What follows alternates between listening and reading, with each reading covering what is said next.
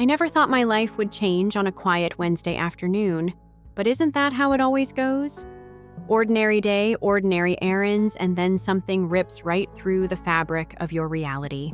My name's Natalie Carter. I was 19, then a sophomore at Michigan State riding shotgun as my older brother Ethan drove us back from campus. I had headphones in, scrolling mindlessly through my playlist, half listening to Ethan ramble about internships mom wanted him to apply for. Ethan always liked to talk about himself, his future, his ambitions, his plans. It was like he thought the world was his personal interview panel and we were all just auditioning for supporting roles. Then tires screeching, a blur of headlights, a terrible twisting sound of metal and glass and blackness.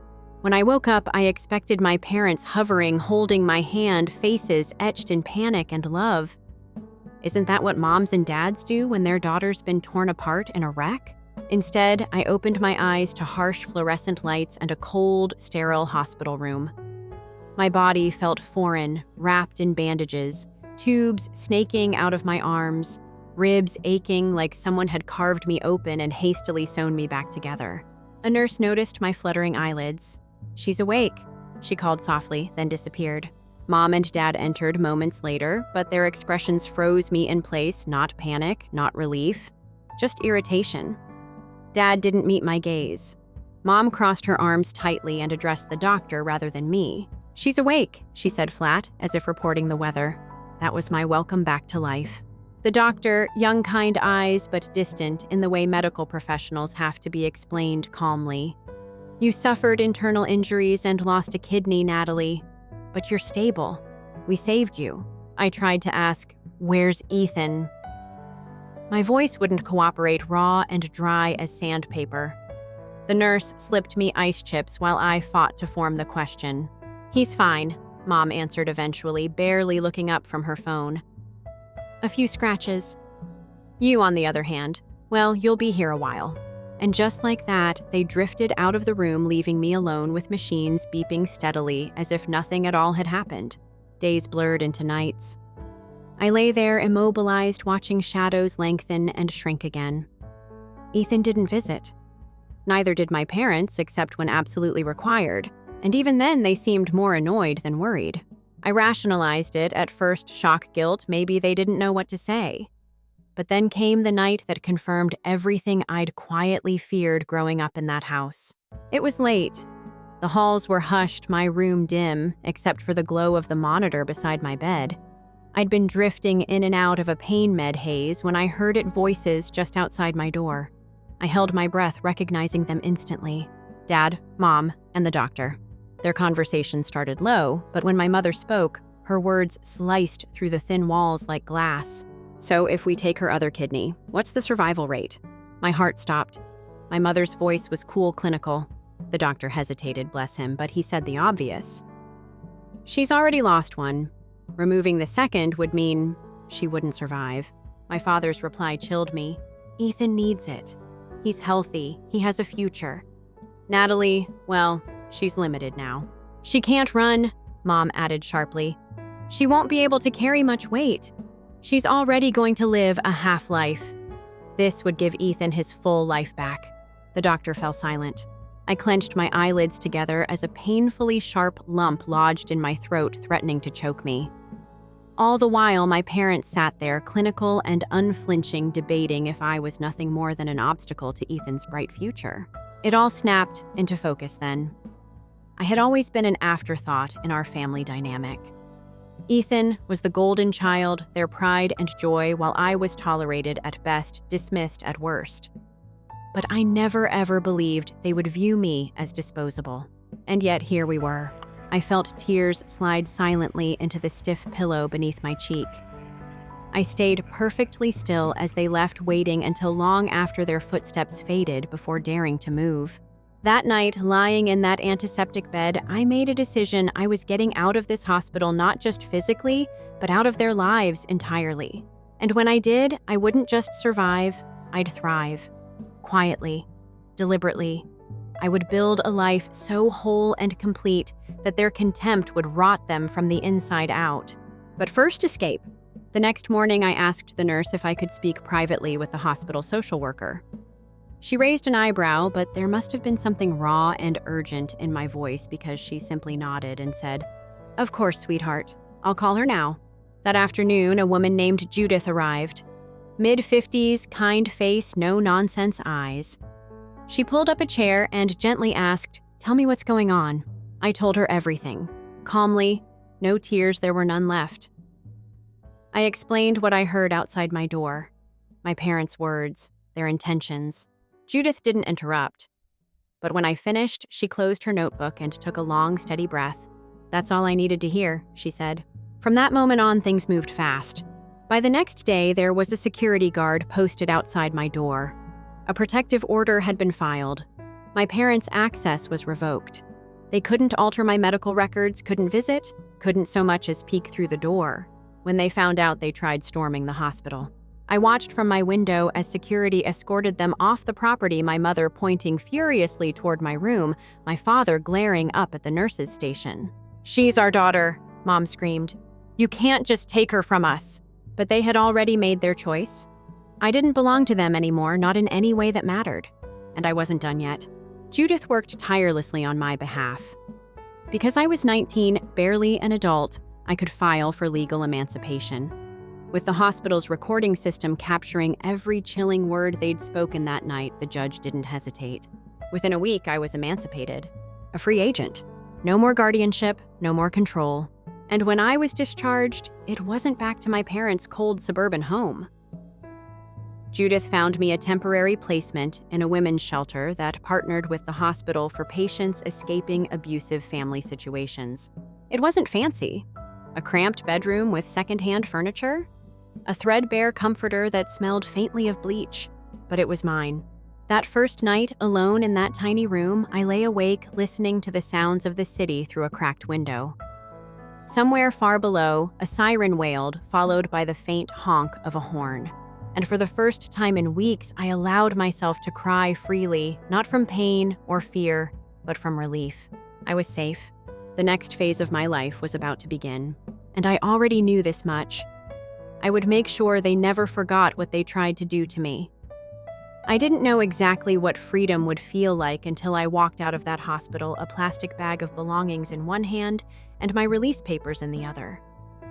The sun hit my face as if to remind me, "You survived this far, Natalie." But I was still shaking, physically weak, emotionally wrung out, and utterly alone. No one was waiting for me outside that hospital gate. There was no embrace, no friend, no family. Only Judith's tired smile and a cab idling at the curb.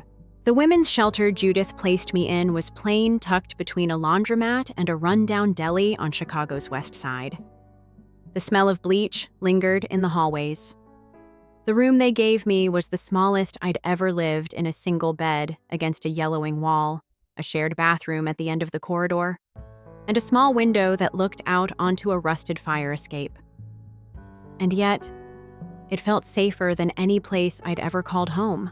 That first night, I sat cross-legged on the thin mattress, staring at the frayed edge of a curtain swaying gently in the breeze. I couldn't stop hearing my mother's voice. "She's limited now. Ethan has a future." That phrase looped through my head like a cruel mantra.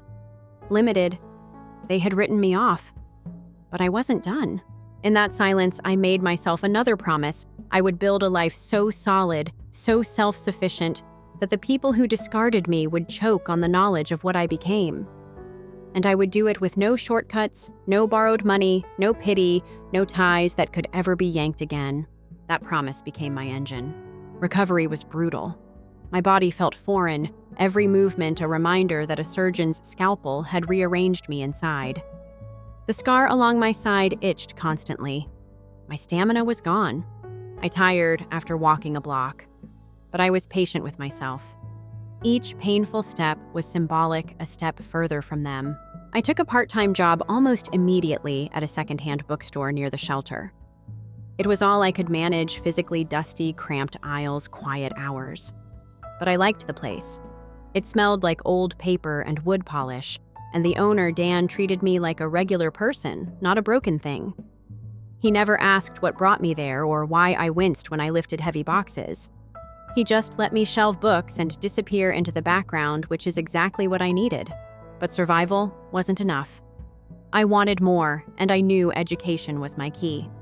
So every night after work, I hobbled back to the shelter and logged onto an old computer in the communal room.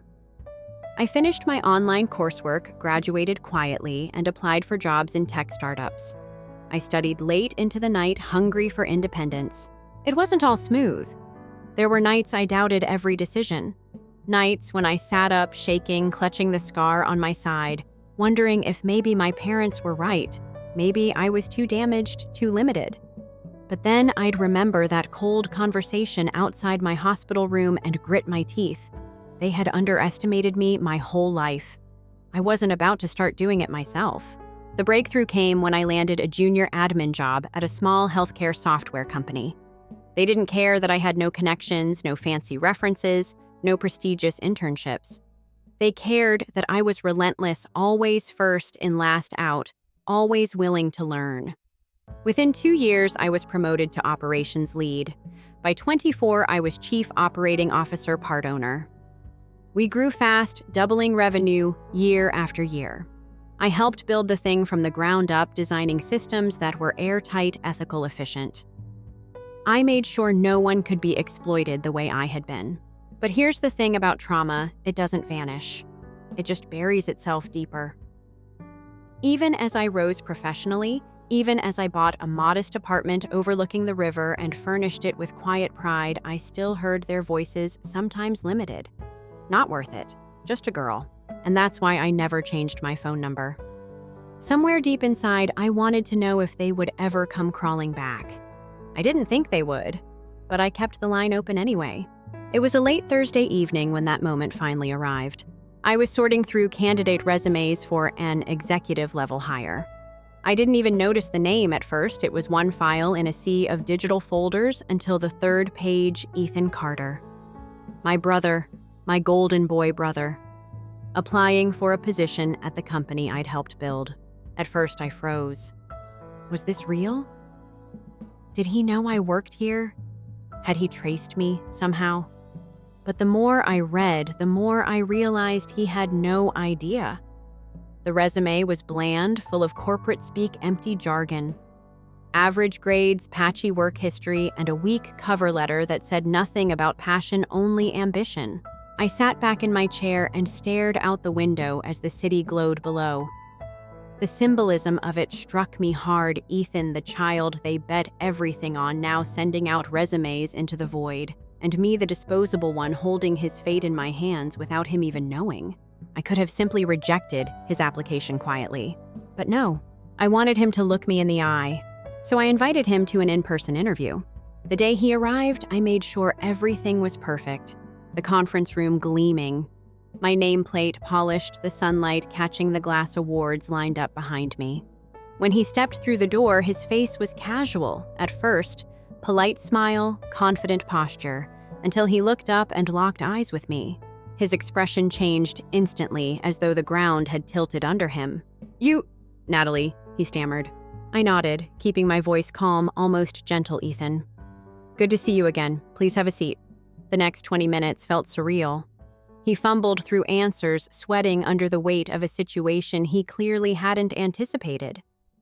I watched him try to reclaim some footing, leaning on charm, on bravado, but it all fell flat. "You're interviewing me?" he finally blurted. I smiled again, cool and measured. "I'm the COO of this company. I make the hiring decisions." He sat back, stunned into silence. And that's when I twisted the knife gently, surgically. I asked about his qualifications, his management style, his ethical framework. I read lines from his cover letter back to him, each phrase more hollow than the last. He couldn't meet my gaze. "You didn't know, did you?" I asked softly at the end.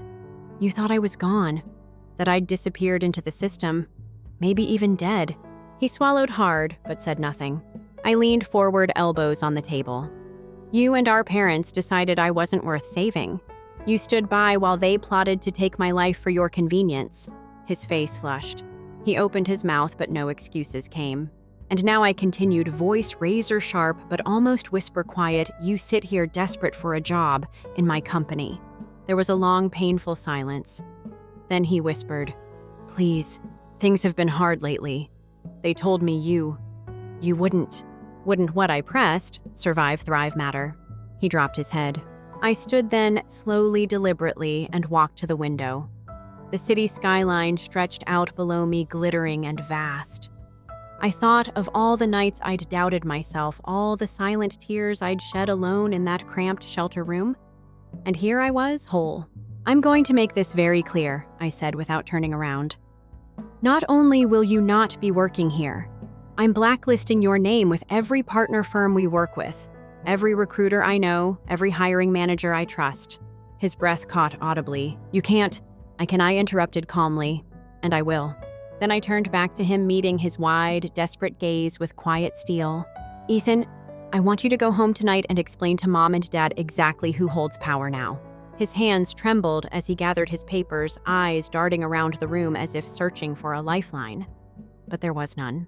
Not here. When he finally left the door, clicking softly shut behind him, I felt an unexpected peace settle over me. Not triumph exactly, but resolution. They thought they had ended me.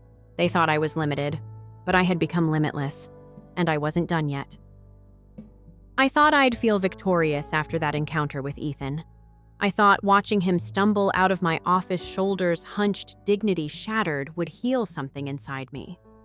But as I sat there afterward, staring at the empty chair where he'd fidgeted moments before, a strange hollowness settled in. I wasn't sad, no, it was something sharper and more complicated. Like I had finally removed a splinter that had been lodged beneath my skin for years, and now I could feel the emptiness where it used to fester. In the weeks that followed, life moved forward as if nothing had happened. The company hummed along, the team delivered projects on time, and my evenings passed quietly in my apartment overlooking the lake. I still made my tea the same way every night, still folded my laundry into neat squares, still sat cross-legged on my worn armchair, reading dense articles about healthcare ethics and startup culture. On the surface, I had achieved everything I swore I would the night I lay in that hospital bed, staring at the ceiling tiles in numb disbelief. But underneath, a question nagged me. Was that really enough? Was severing Ethan professionally truly the end of this chapter, or had I just scratched the surface of a much deeper reckoning? About a month after that interview, an envelope arrived at my office, no return address, plain white paper, my name written in shaky cursive I instantly recognized. My mother's handwriting. For a few minutes, I just held the envelope, staring at the curves of each letter as if it might burn my fingers. Eventually, I opened it, careful, deliberate. Inside, a single-page letter. No greeting, no salutation, no warmth, just a plea, or maybe a demand disguised as a plea. "We are in a difficult place financially. Your father lost significant money in an investment. The house is mortgaged. Ethan's career hasn't taken off as we hoped. We assumed you would want to help your family in hard times. Please call your mother." Not love mom, not even Natalie. Just cold transactional language, as if I were a bank. As if they'd never plotted to take my life for Ethan's convenience. I sat there for a long time, rereading her words. They didn't ask how I was, didn't acknowledge the interview, didn't apologize. It was as if the past didn't exist, as if they could rewrite the story with a pen and a demand. It would have been easy to ignore it. I could have shredded the letter, poured myself a glass of wine, and let that be the end. But something inside me rebelled at the idea of silence. I didn't just want them to feel ignored. I wanted them to feel seen, fully, brutally, undeniably seen for who they were and what they'd done. So I wrote back. Handwritten, deliberate, slow. My handwriting had always looked like Dad's sharp angles, impatient curves. My letter was brief. "You taught me long ago what my worth was to you, one kidney no more. I have lived with that knowledge every day since. I have no family. I wish you well." I mailed it without a return address, just as they had done. And for a while, that silence was enough. But as winter closed in, the long nights crept into my apartment and a restlessness took hold. I couldn't shake the feeling that I was still holding back, that there were parts of this story I hadn't fully owned yet. That's when I reached out to Judith again. We hadn't spoken in years, but I found her email in an old folder and sent a brief note. "Would you have time for coffee? There are some things I want to ask." She replied within hours, "Absolutely. I've thought of you often. Let's meet this week." When we met, she looked the same kind eyes, no-nonsense demeanor, but older somehow, as if she too had been weathered by years of bearing witness to other people's tragedies. We sat at a quiet coffee shop tucked into an old brick building, and I told her everything. The interview with Ethan, the letter from my mother, the emptiness that remained. I asked her the question I hadn't dared speak aloud before. Why do I feel like it isn't over, even though they can't hurt me anymore? Even though I won? Judith listened quietly, then leaned forward and said gently, "Because it isn't about them anymore. You're not angry at what they did last month or even last year. You're angry at what they stole from you all along, your right to feel loved, your right to feel safe, your right to belong." Her words hit me hard, as if she'd named the ache I hadn't been able to articulate. "And what do I do with that?" I asked, almost laughing at myself. She smiled, not unkindly. "That's the question only you can answer." That night, I lay awake again, staring at the familiar ceiling of my apartment. And somewhere between midnight and dawn, a thought took shape, one that both terrified and electrified me. Maybe it was time to take a risk I hadn't dared before. Maybe it was time to tell my story publicly, not just live quietly and prove them wrong in private, but name them, confront them, force them to stand in the light they'd always avoided. The next morning, I contacted a journalist I'd met through a healthcare conference. She specialized in investigative features about family dynamics and ethics, particularly in the healthcare space. I remembered her keynote speech about children's rights and how systems often fail vulnerable youth. I sent her an email with the subject line, "You might want to hear this story." She responded within hours, "When can we talk?" The interview was grueling. For hours, I told her everything from the day of the crash to the whispers outside my hospital room to the silence after my emancipation. I provided the hospitals recording my emancipation papers, the letter from my mother, and then I let go. I surrendered control. If she was going to tell this story, I wanted it done right, but I also understood I couldn't control how it would be received. The article was published 2 weeks later. The daughter they tried to erase, how one woman survived her family's ultimate betrayal. My name was in the headline. My photo ran beside it, not glamorous, just honest me at my office desk looking directly into the camera. The piece went viral almost instantly. Comments flooded in, thousands of them from strangers around the world. People who saw themselves in my story, who wrote about their own family betrayals, their own silent wounds. And then my parents responded. Not publicly, they weren't that foolish, but with a letter delivered again in my mother's unmistakable handwriting. This time, it was 2 pages long.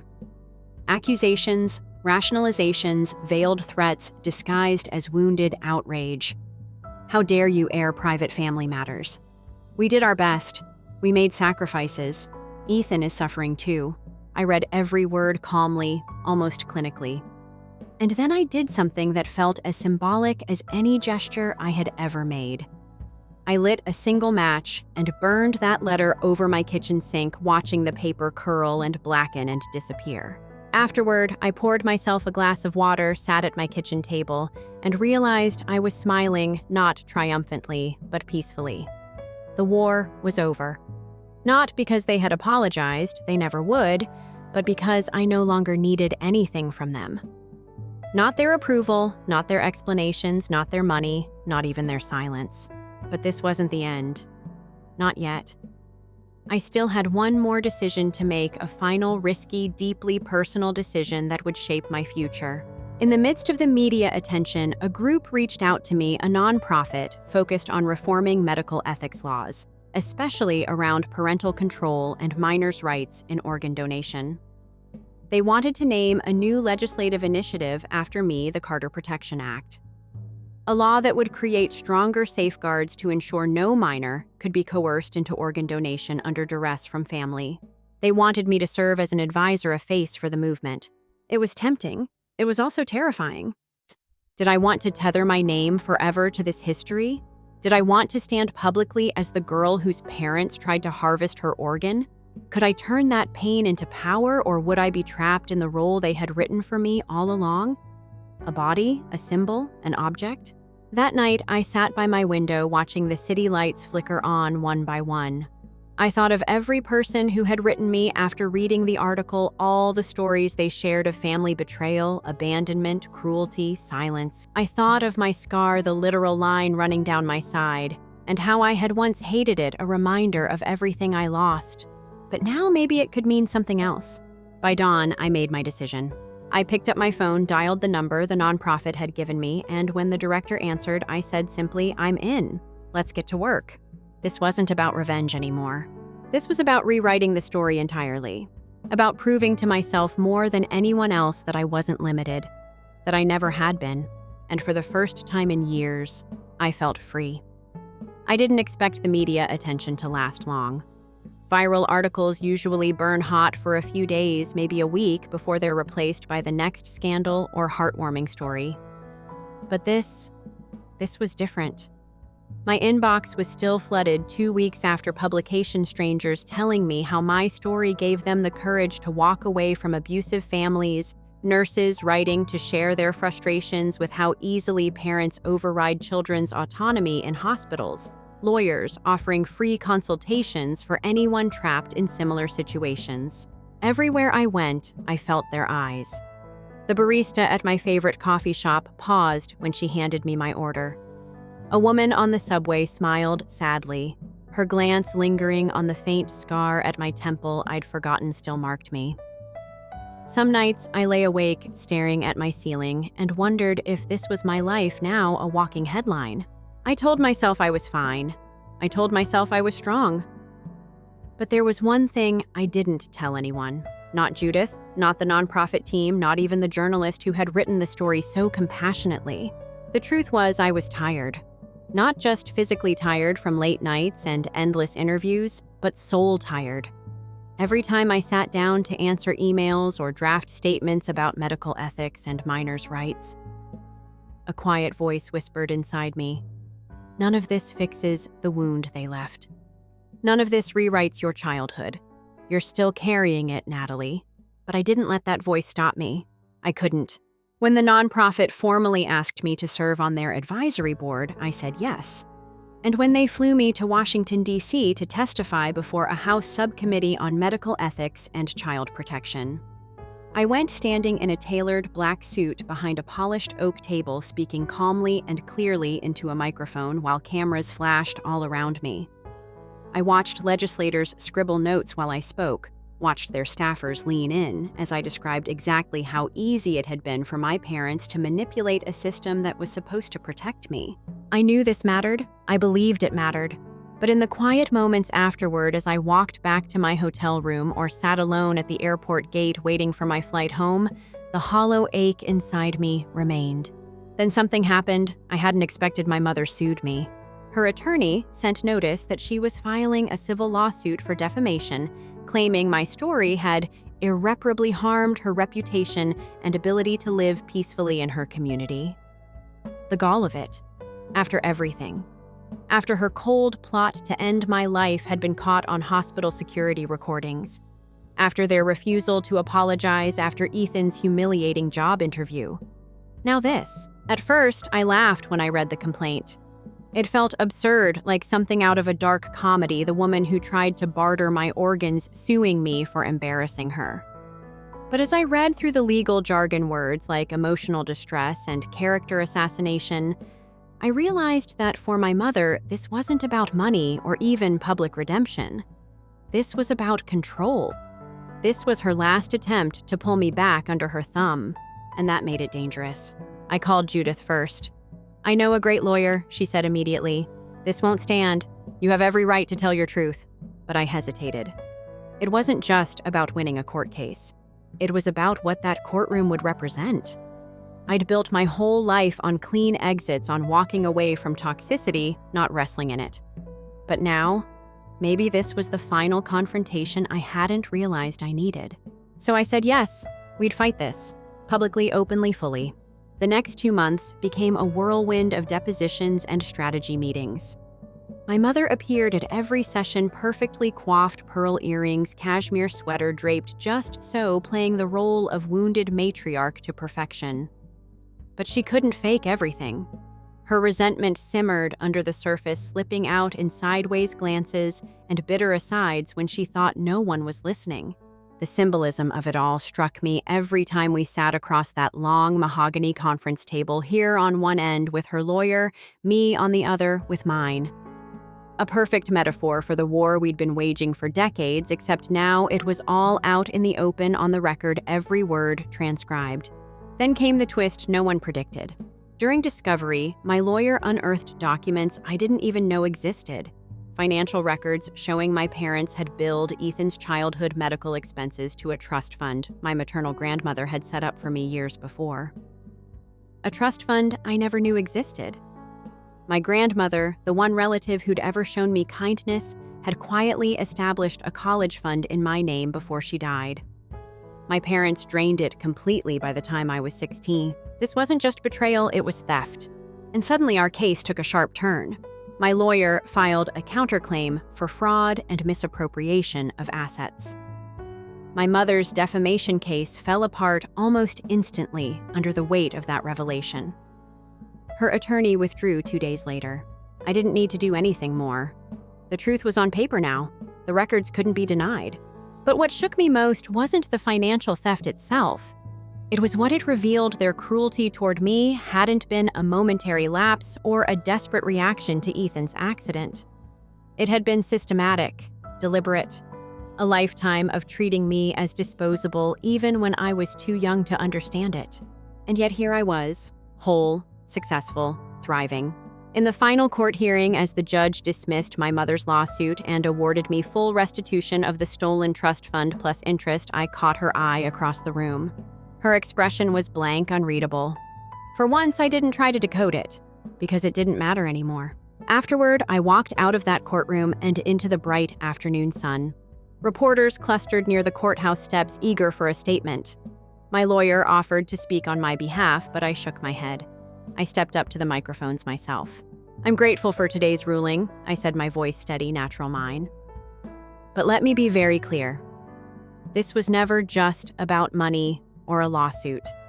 This was about the right to exist, the right every child has to be seen as a human being, not a resource for someone else's comfort.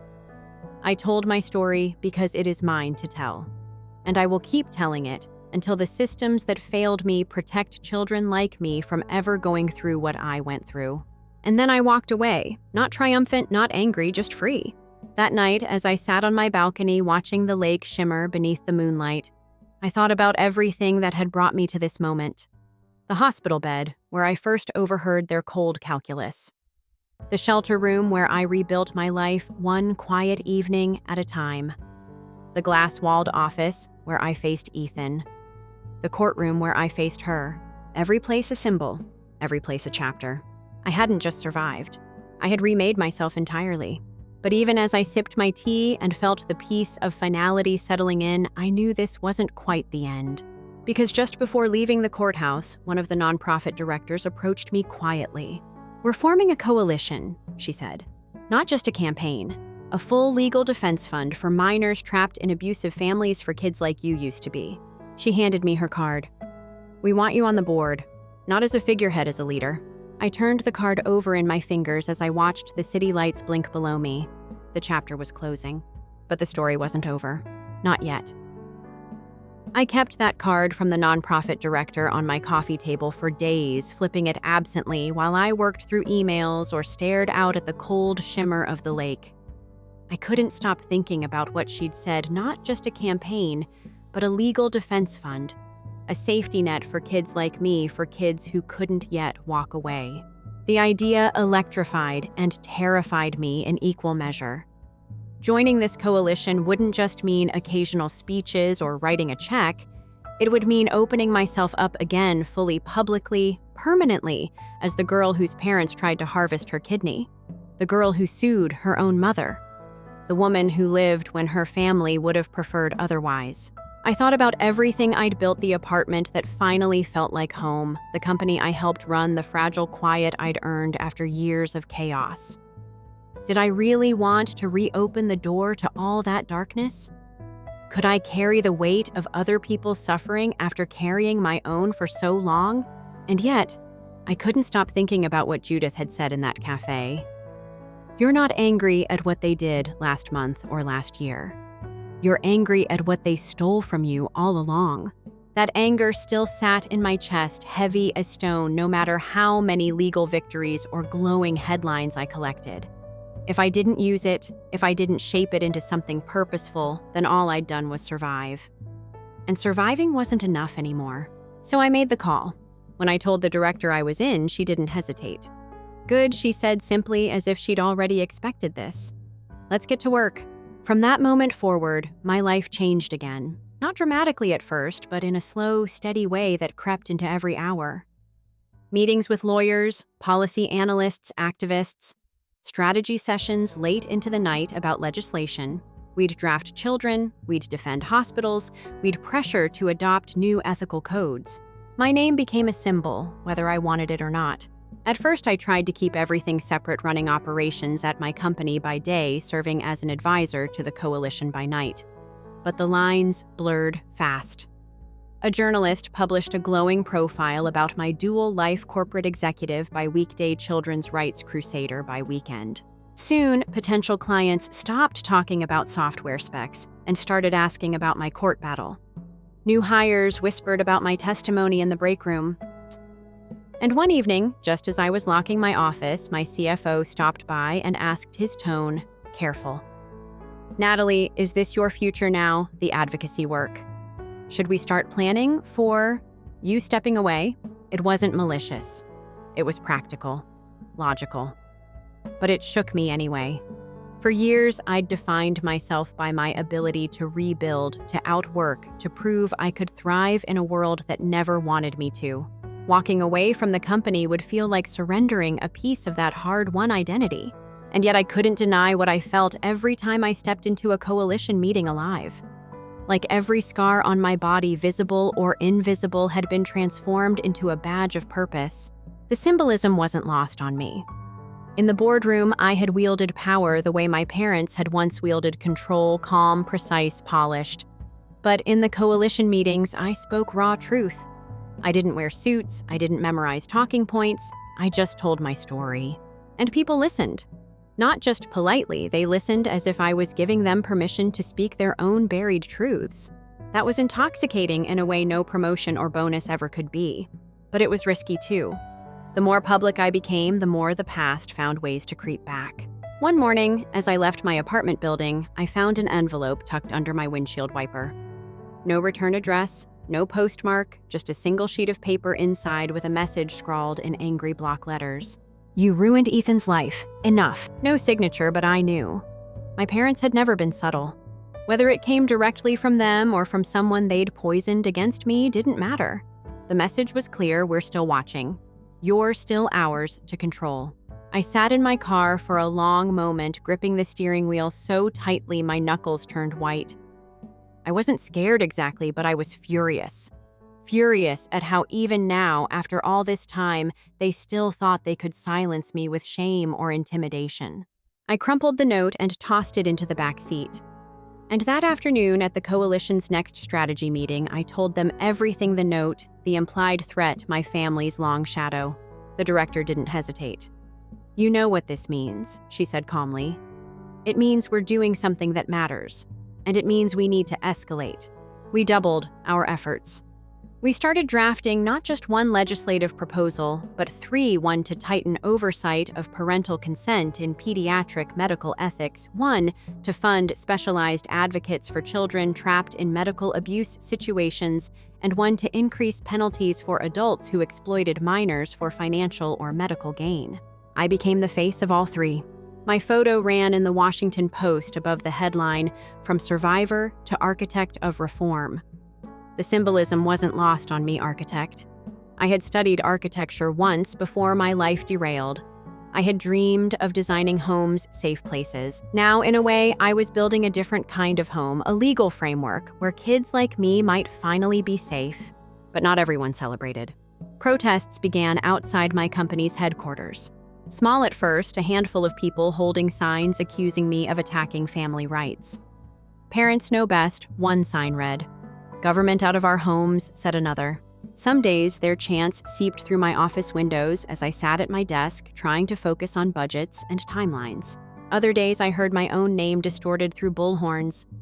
Natalie Carter hates families. It was surreal. I'd spent most of my life invisible, unwanted, discarded.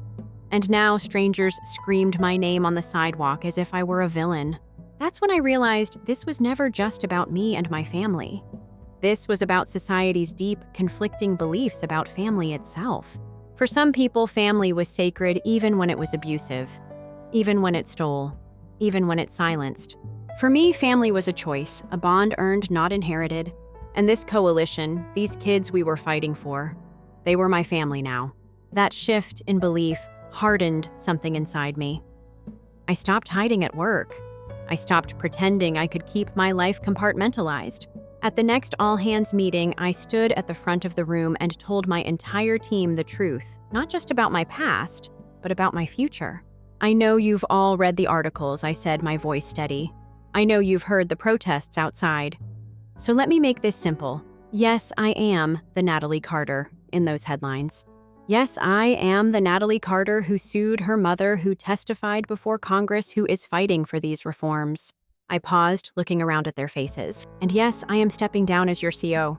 A gasp rippled through the room, but I kept going calm and clear. This company can thrive without me. It is strong because of all of you. But this work, the work I'm doing with the coalition, needs my full attention now. It felt like pulling a thread I'd been holding tight for years. Releasing it. Free-falling, and finally trusting the air to catch me. Afterward, I walked out of that boardroom and into the bright, chilly spring air. My phone buzzed constantly, texts, emails, voicemails. I ignored them all. I needed a moment of pure quiet. I sat down on a bench near the river, watched the water move steadily eastward toward the lake, and let myself breathe. The next chapter was here. I had no idea what it would look like exactly, but I knew this much: I wasn't limited anymore. I was limitless. When I stepped down as COO, I thought I understood what freedom would feel like. I expected relief, a quiet peace, maybe a sense of purpose sharpening into clarity. What I didn't expect was emptiness. A different kind of hollow than I'd carried before, but still there. Because for years, my career had been more than a job.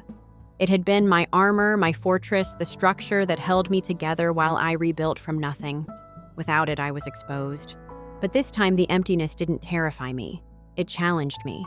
I spent the first few weeks post-resignation immersing myself in the coalition's work. Meetings with policy advisors and lawmakers filled my days. Late nights drafting proposals, public speaking engagements, roundtable discussions, workshops. I poured myself into the mission like a woman possessed. Still, something felt unfinished. I kept revisiting a memory, a simple one, but persistent. My childhood room before the accident, before everything imploded. The pale yellow walls, the bookshelf my grandmother had given me. A place where, for a brief time, I had felt safe, if only in the innocence of not yet understanding the truth. And that's when an idea took hold. I wouldn't just fight for policy change. I would create a space, a literal space for survivors. A home. Not a shelter, but something different. A transitional sanctuary where young people escaping abuse could live, heal, study, and plan their next chapter. A house for those rebuilding their lives from nothing, just as I had. The symbolism was immediate and intoxicating. I would design it myself, use the architectural skills I'd once abandoned. I would reclaim that dream too. The house would become a statement, a monument to endurance, resilience, and choice. I shared the idea with the coalition's board at our next meeting. Some were skeptical. It was a massive undertaking, a logistical and financial quagmire, but most were inspired. "You understand what this would take, Natalie?" the director asked, leaning forward across the table. "This isn't just speeches and fundraising. This is risk. Real risk. I smiled, genuine steady. I know, I said, but this is what I want. More than the headlines, more than legislation. I want to build something tangible. I want to build a place where nobody has to go through what I went through. And so I did. We found an old, dilapidated brownstone on Chicago's west side. It was exactly what I wanted, neglected but sturdy, a structure that could be reborn. Every peeling wall and cracked window felt like a metaphor for what I was trying to do, not erase the scars, but integrate them into something stronger. I didn't just hire contractors and architects, I worked alongside them. Most mornings you could find me in jeans and work boots scraping old paint, measuring beams, standing in the dust with blueprints spread out on a sawhorse. For the first time since my accident, I felt connected to my body again, not as a vessel that had been violated and stitched back together, but as something capable, powerful, essential. Word got out quickly. The media called it Natalie Carter's Redemption Project. Donations poured in. Volunteers showed up in droves. Survivors wrote to offer furniture time skills. It became a community effort, people bringing pieces of their own healing into the house. But not everyone celebrated. Protesters appeared again, this time outside the construction site. The same tired slogans, family first, parents, rights matter, government overreach starts here. Sometimes their chants mixed with the noise of hammers and saws, the clamor and chaos of creation and opposition side by side. It felt almost poetic. One morning, as I was hauling debris out the back door, I saw a woman lingering near the edge of the crowd. Middle-aged, plainly dressed, holding a handmade sign that read, "Forgive them." She wasn't yelling, she wasn't chanting, she was just watching me, her gaze steady but not hostile. And in that moment, I realized something. This wasn't just about ideology for some of these people. It was about fear. Fear that if society started questioning parental authority, if we started admitting that family could harm as much as heal, then their own illusions would crack too. Family had been a symbol of safety for so many people, an unchallenged ideal. But for me, family was something else, a structure you could rebuild from ruin, brick by brick, not a birthright, but a deliberate choice. The woman with the "Forgive them" sign held my gaze as I set down the debris. For a heartbeat, we understood each other. She wasn't my enemy.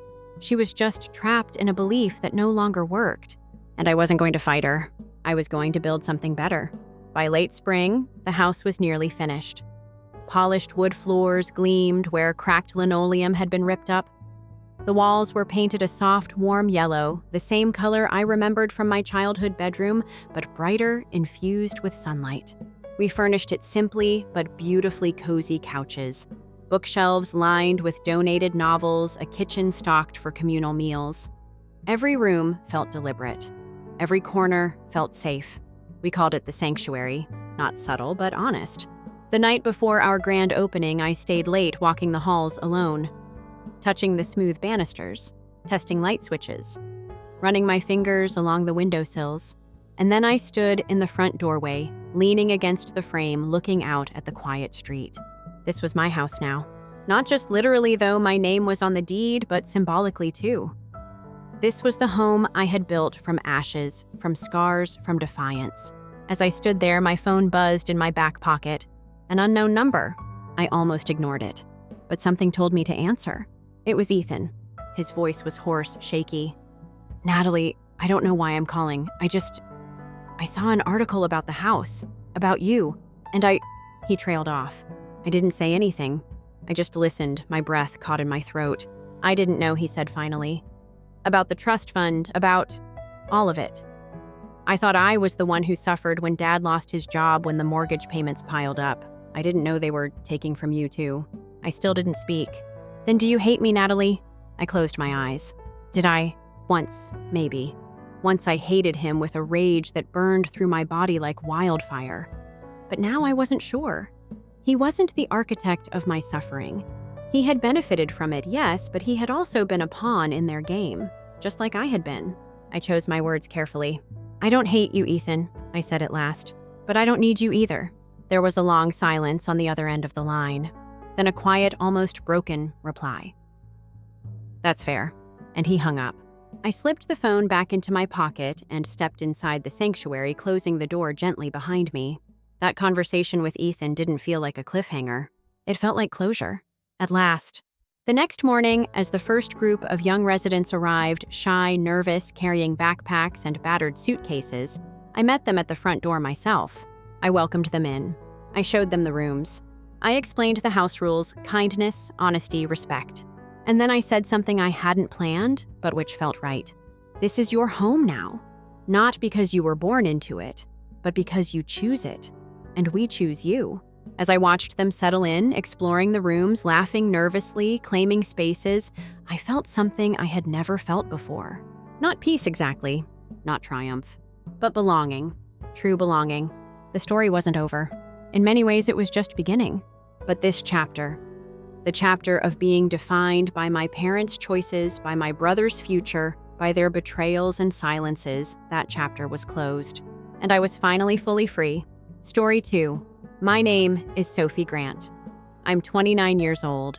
And nothing in my life prepared me for what my family did the night they pretended to celebrate my biggest achievement and shattered every fragile bond I thought we had left.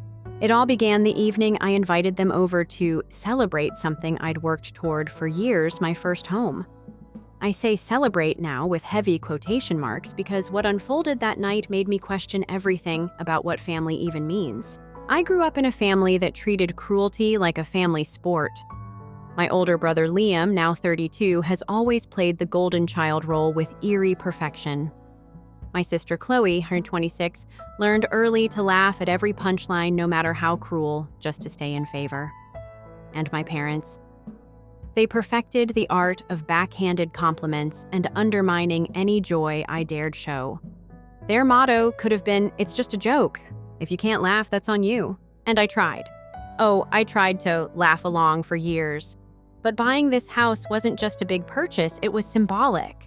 Every late night freelancing as a graphic designer, every holiday I skipped to save money, every sacrifice I made while watching Liam flash his new car or Chloe post yet another exotic vacation photo online. All of it culminated in these 4 walls that finally belonged to me. So yes, I invited them, because part of me still believed they could set aside the sarcasm and just be proud. At first, things seemed normal too, normal maybe. They showed up, made the usual noise about traffic and parking, then started wandering around the house making observations. "Oh, this is cozy," my mother remarked, eyes flitting disapprovingly over my small but sunlit living room. Liam nodded with a grin. "Looks smaller than it did in the listing photos." Chloe chimed in, but cute, very minimalist. Still, I smiled through it. I wanted this night to work. Then during dinner, Liam handed me an envelope with a theatrical flourish. "A housewarming gift," he said, winking at my father, who was already chuckling. I should have known better. But in that moment, I let hope win. Inside was a letter complete with a fake government seal and the name of a real estate lawyer. My full name, my address, all the details exactly correct. The letter declared my home purchase invalid due to a clerical error stating that ownership had reverted to another buyer effective immediately. For a heartbeat, my blood froze. Then I looked up at their faces, all watching me, holding back laughter. The moment I whispered, "Wait," what they exploded in laughter. "Gotcha!"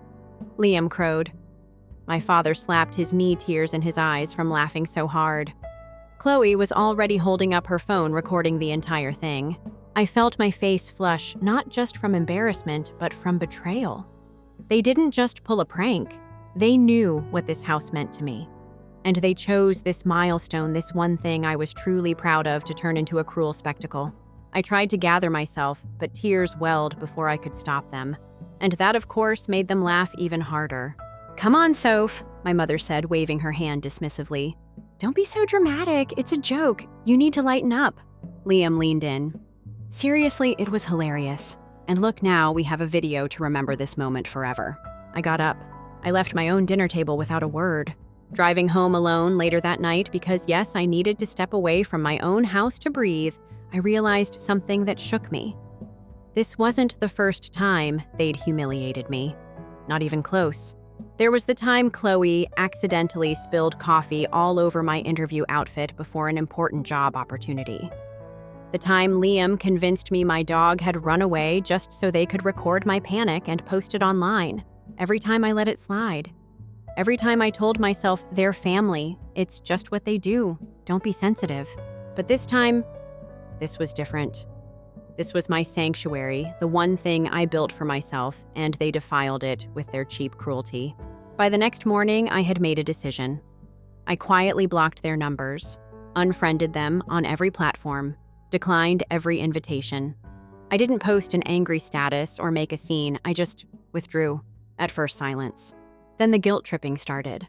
Text messages from extended relatives.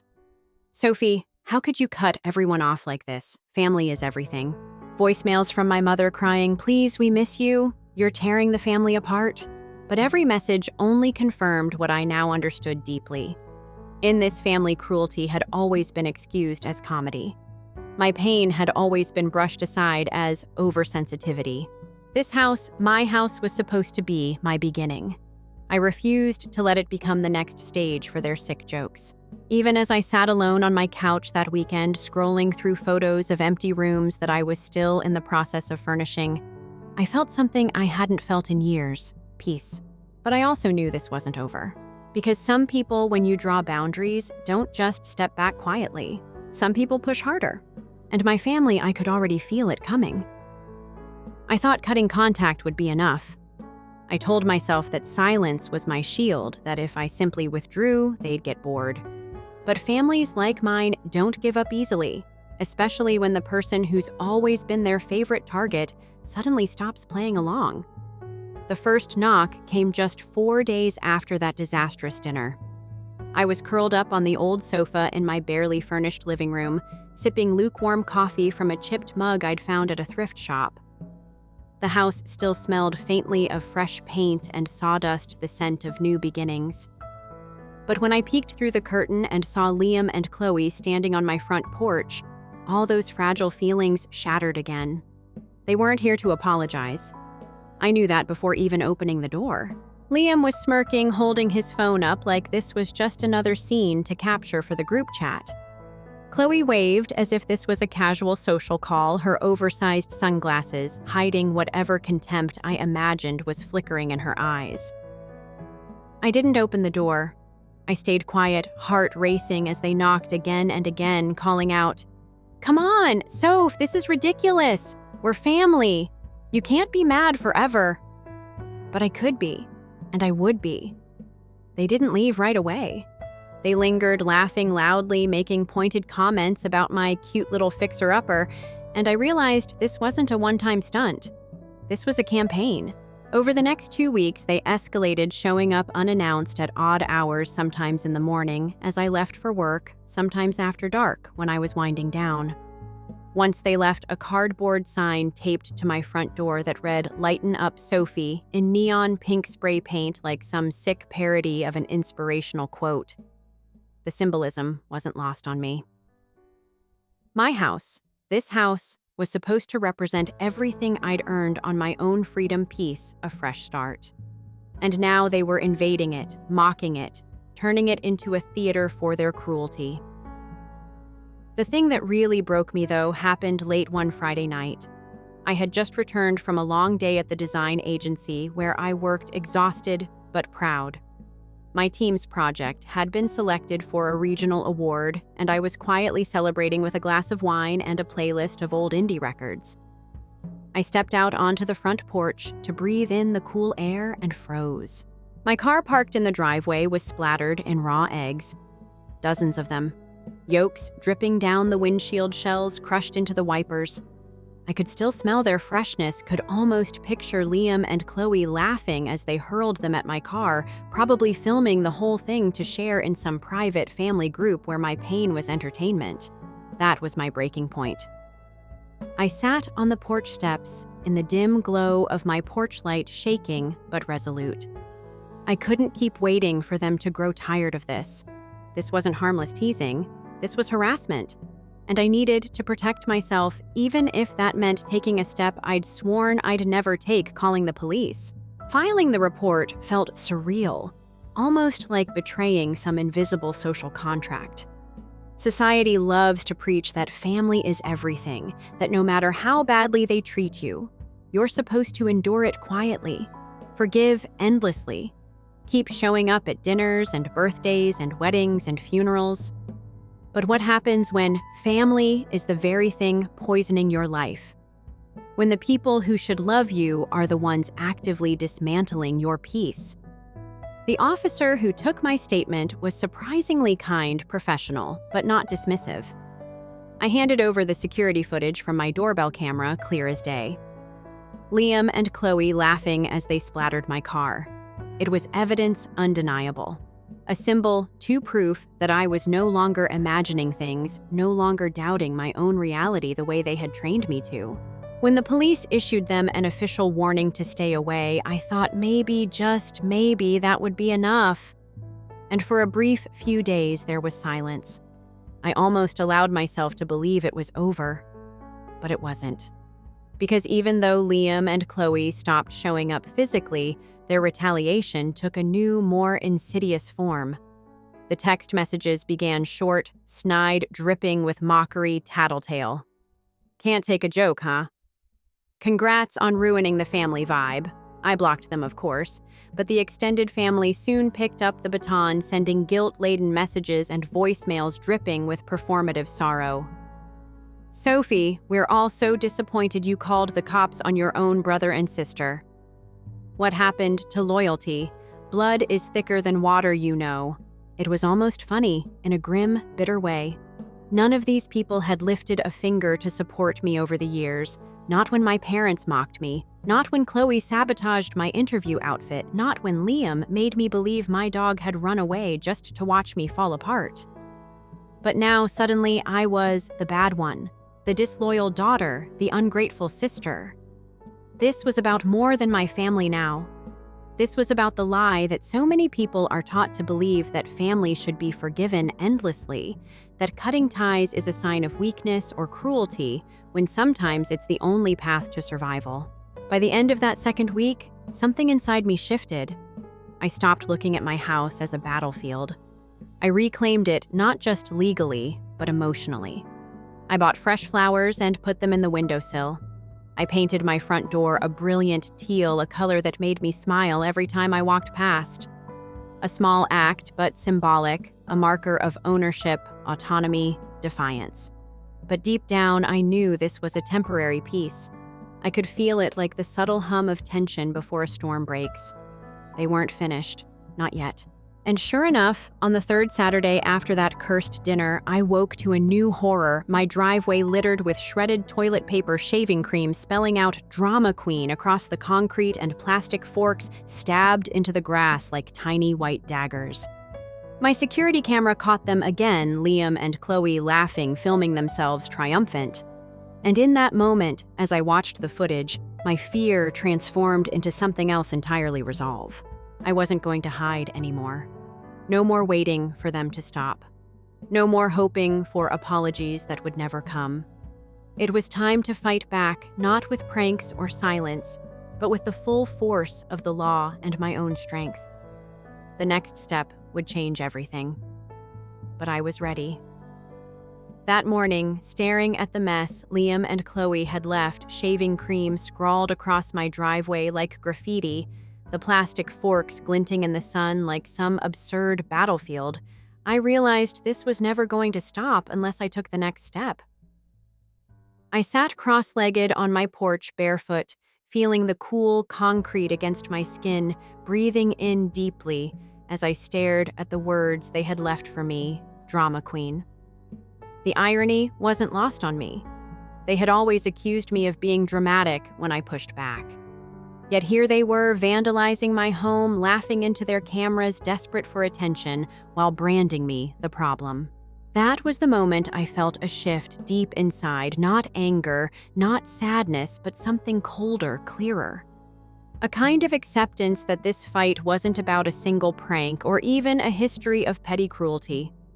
It was about power, about control, about them refusing to accept that I'd finally stepped outside of the role they'd assigned me for so long, the quiet one, the scapegoat, the one who swallowed her pride, and apologized just to keep the peace. I wasn't going back. I called Officer Daniels, the same police officer who'd taken my first report. He sounded different this time, less formal, almost protective. Maybe he saw something familiar in my situation. Or maybe he'd seen too many stories like mine families that looked picture perfect from the outside but used cruelty as currency behind closed doors. When he arrived, I walked him through the footage from my security cameras, time-stamped and clear as day, Liam and Chloe trespassing, defacing my property, laughing without shame. His expression tightened as he watched, and for the first time I felt seen not as a hysterical sister overreacting, but as a person being harassed. "This is enough to file for a restraining order," he said simply, like it was a fact, not a judgment. "If you want to go that route." I did. The decision didn't come easily. It felt, frankly, like crossing an invisible social line that no one ever talks about. Filing a restraining order against your own siblings. Society doesn't exactly applaud that. The narrative of blood is thicker than water loomed large, echoing in every guilt-ridden voicemail I'd received from extended relatives. But here's what no one tells you: sometimes the people you're supposed to be tied to by blood are the very ones who will bleed you dry. The courthouse felt sterile and indifferent, but walking into that space felt symbolic. This was me declaring that my safety, my peace, mattered more than the opinions of distant relatives or hollow platitudes about forgiveness.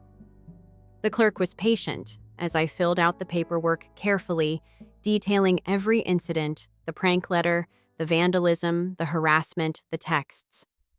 There was something quietly empowering about writing it all down, about translating my lived trauma into a formal record that could no longer be dismissed as just a joke. When the court date was set, I braced myself for what was coming next. Liam and Chloe wouldn't take this lying down. True to form, they used every channel they could to smear me vague posts on social media about betrayal and family traitors, cryptic comments that were clearly about me but never mentioned my name directly, just enough to invite speculation and stir the pot. The symbolism of it all hit me hard. Their entire campaign was designed not just to harass me, but to shame me back into silence. Because in our family, silence was always currency. We didn't talk about what hurt. We didn't confront what was cruel. We smiled through gritted teeth, laughed at jokes that weren't funny, and buried pain beneath politeness. And I was breaking that unspoken contract. In the days leading up to the hearing, I found myself reflecting on that tension: how society rewards quiet endurance, but punishes those who set boundaries, especially within families.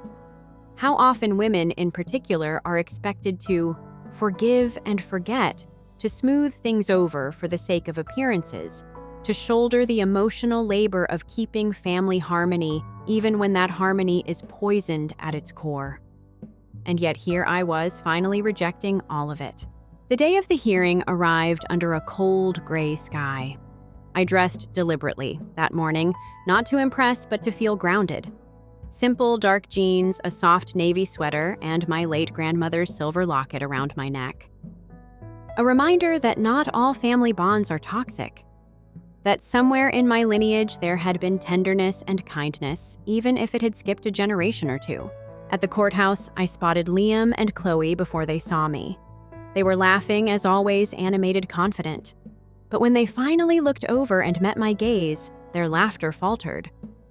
For a brief, flickering second, I saw something new: uncertainty. Maybe even fear. And in that moment, I felt stronger than I ever had in my life, not because I was winning or proving a point, but because I was standing in the truth. My truth. No more performance, no more pretending this was all harmless sibling rivalry. This was abuse. And I was done allowing it. The hearing itself was quick but powerful. The judge reviewed the footage, the text messages, the photos of vandalism, and listened as I described what had happened in plain, direct language. No tears, no theatrics, just facts. When the judge ruled in my favor and granted the restraining order, I felt an unexpected rush of emotions, not triumph, but relief. A quiet, bittersweet relief, that acknowledged both the victory and the sadness that it had come to this.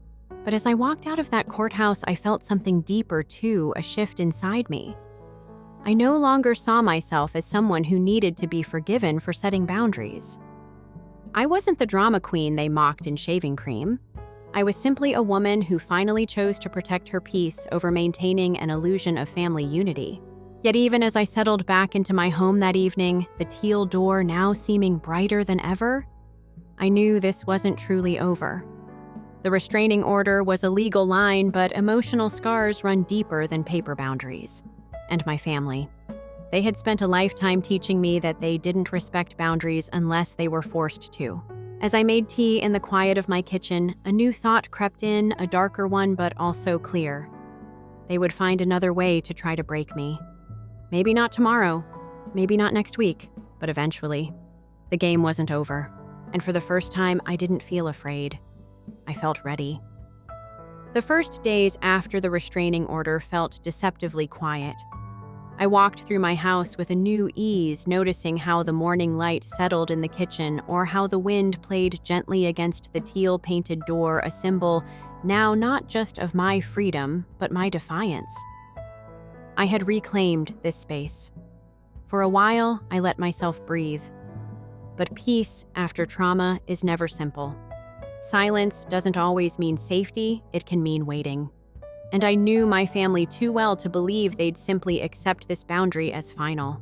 It came in a way I hadn't expected, not through a knock on the door or vandalism, but through a letter. Neatly addressed in Chloe's handwriting. No return address. My first instinct was to toss it straight into the trash, but curiosity got the better of me, a flaw that my family had exploited for years. Inside was a single sheet of paper folded with precision. The message was short. Family doesn't give up on family. You can ignore us, shame us, call the police, but we will always be part of you. You can't change that. See you soon.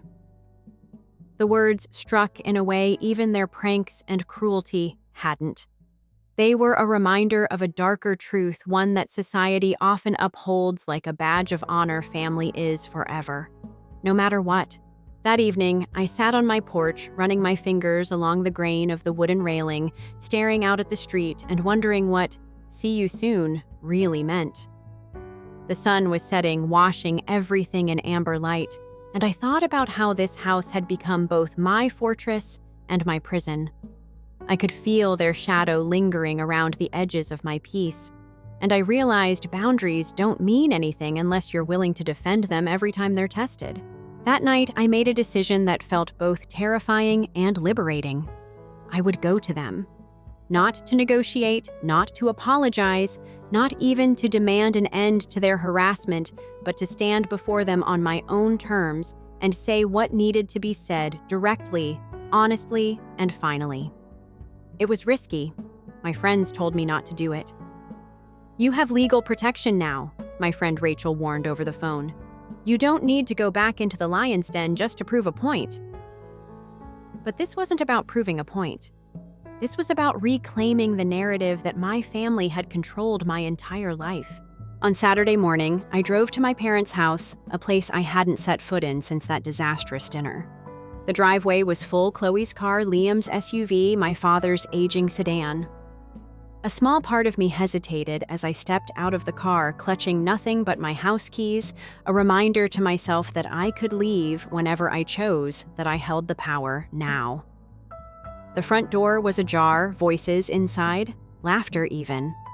I stepped in without knocking. The atmosphere was exactly as I remembered, polished but cold. The walls still hung with family photos where my smiles never quite matched everyone else's. My mother spotted me first. Her face froze in that practiced mask of disapproval. Chloe and Liam fell silent. My father looked up from his drink, assessing me the way he always had, measuring what he could mock or dismiss. "I'm not here to fight," I began, my voice steady despite the tremor I felt inside. "I'm here to tell you something, and then I'm gone." My mother scoffed. "So dramatic as always." Liam smirked. Chloe crossed her arms. I ignored them all. "This ends now," I said simply. There won't be any more letters or vandalism or surprise visits. You can tell yourselves whatever story you want about me, that I'm weak, that I overreact, that I don't value family. I don't care anymore." The silence that followed was electric, heavy with the weight of unspoken history. "I'm done being part of this," I continued. "You're not welcome in my life. Not because I hate you, but because I finally love myself enough to walk away." Chloe spoke, then a sharp edge in her voice. "You think you can just erase us. We're your blood, Sophie." And there it was, the belief that binds so many people to cycles of pain, that blood somehow erases cruelty, that shared DNA should override dignity. I smiled, not cruelly, but with genuine sadness. "You're right," I said. "I can't erase you, but I can choose where I go next, and that path doesn't include any of you." And with that, I turned and left. No theatrics, no slammed doors, just quiet, deliberate steps. As I reached my car, I felt lighter than I had in years. But this wasn't the triumphant freedom I had imagined. It was bittersweet, a mourning for the family I never really had, for the hope that had kept me tethered far longer than it should have. Driving back home, I thought about how society worships at the altar of family first, how that belief traps so many in relationships that harm them. What if we taught people that family is not defined by blood alone, but by respect, by kindness, by mutual care? When I unlocked my front door later that afternoon, the teal paint gleamed in the sunlight. Inside the house was quiet, but this time the silence felt different. Not like waiting, not like fear, but like space I had carved out for myself fiercely and at great cost. I stood for a moment in the doorway, letting that realization sink in. I wasn't waiting for them anymore. The story was mine now. And as I brewed myself a cup of tea, I felt a strange mix of grief and peace settle over me. A reminder that some battles don't end with clear winners or losers, but with choices. Hard, imperfect, liberating choices. And that's exactly what I'd made. Yet somewhere deep down, I knew this was just the beginning. Because real healing, that doesn't happen the moment you set a boundary or win a court case. Real healing takes time. It takes practice. It takes courage to wake up every day and keep choosing yourself over the guilt, the noise, the old patterns that beckon you back into pain. And I was ready to do exactly that.